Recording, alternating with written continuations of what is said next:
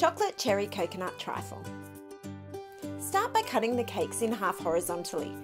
Crumble the top of one cake into a bowl. Next, combine the pitted cherries and coconut rum in a small bowl.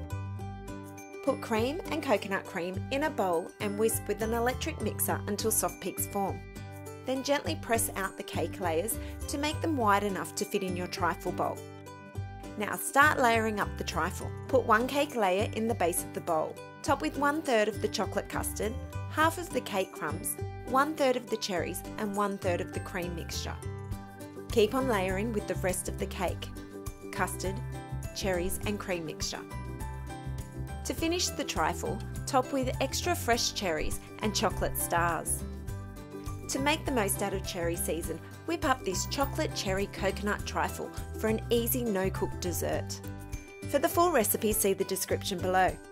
For more Christmas ideas, head to our Christmas entertaining playlist here.